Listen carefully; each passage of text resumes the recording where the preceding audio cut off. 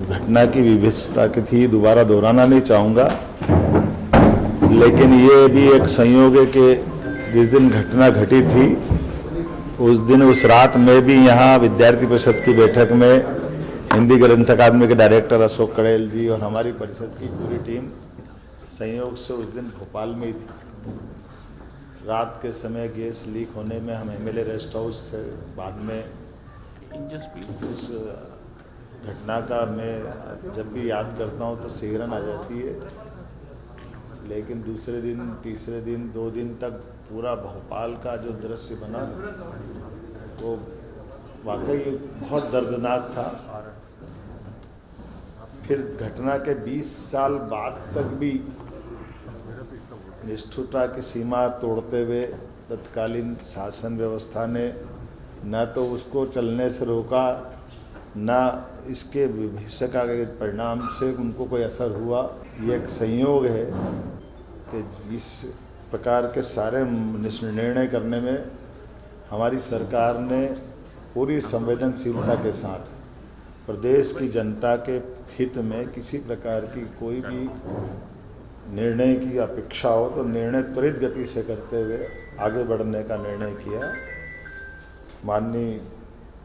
उच्चतम न्यायालय, उच्च न्यायालय, सभी प्रकार के विभागों के अलग अलग परामर्श, सभी प्रकार के सुझावों के बलबूते पर हमने भोपाल से लगभग 358 टन यूनियन कार्बाइड का कचरा, जिसमें 60% से ज़्यादा स्थानीय मिट्टी है, लगभग 40% सेवन नेफ्थॉल और अन्य प्रकार के केमिकल से जुड़े अपशिष्ट हैं। सेवन नेफ्थॉल रेसिड्यूस मूलतः मिथाइल आइसोसाइनाइड और कीटनाशकों को बनाने में सह उत्पाद की भूमिका में रहता है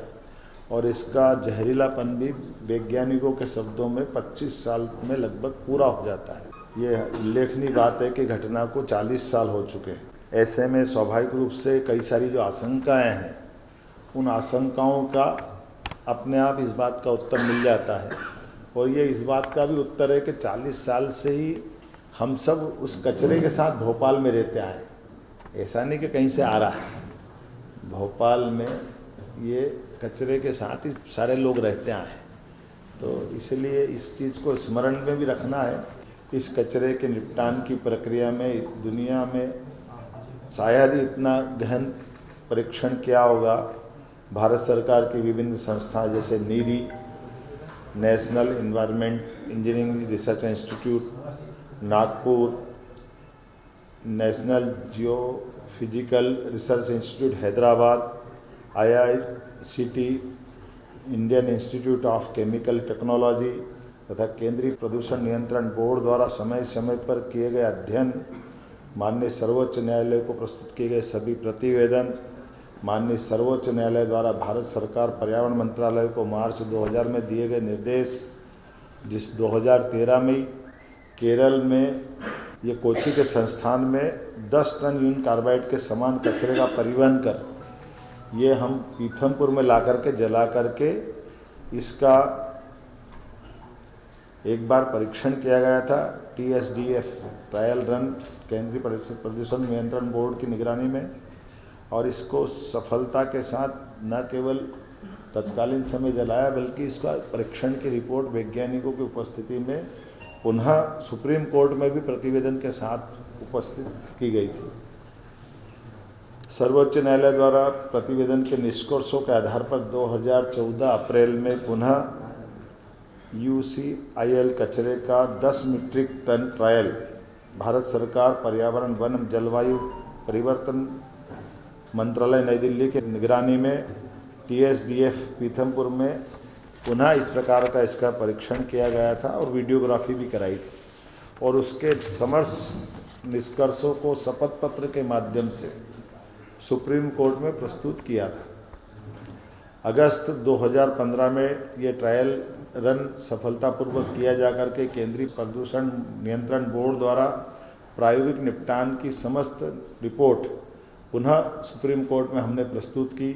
इन समस्त रिपोर्ट में से स्पष्ट रूप से उभर कर सामने ये आया, इस कचरे के निपटान से वातावरण में कोई किसी प्रकार का नुकसान स्पष्ट नहीं हुआ है और माननीय उच्चतम न्यायालय ने सभी रिपोर्ट के गहन परीक्षण के पश्चात ही आगे बढ़ने के लिए और उसे नष्ट करने के लिए हमें निर्देशित किया। इन सब कोर्ट और जानकारी के बाद ही चीफ सेक्रेटरी को बताया गया था कि आसपास के गांव के स्वास्थ्य संबंधी परीक्षण, फसल की उत्पादकता पर प्रभाव, केंद्रीय जल स्रोतों के गुणवत्तापूर्ण परीक्षण और तीनों विधाओं में पाया गया कि ये इस प्रकार की कोई भी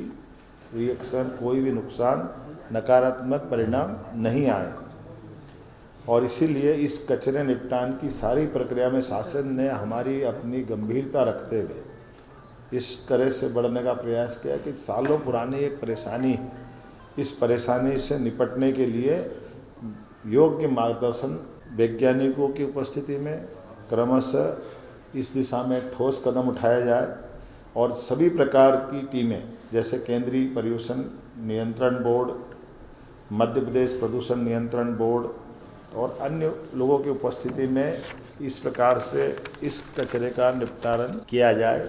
और हमने इसी आधार पर कल अपने यहाँ से भोपाल से ये कचरे को योग्य जगह पहुँचाया भी है और मुझे इस बात का संतोष है कि अभी तक की हमारी सारी गतिविधियों में जो हमने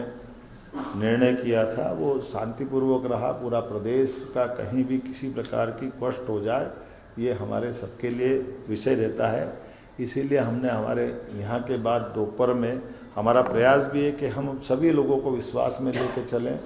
सभी लोगों को सारी जानकारी पारदर्शिता के साथ सामने रखें, लेकिन लंबे समय तक हमको अगर आगे बढ़ना तो गंभीरता के साथ बढ़ना और सभी जनप्रतिनिधियों को भी विश्वास में लें।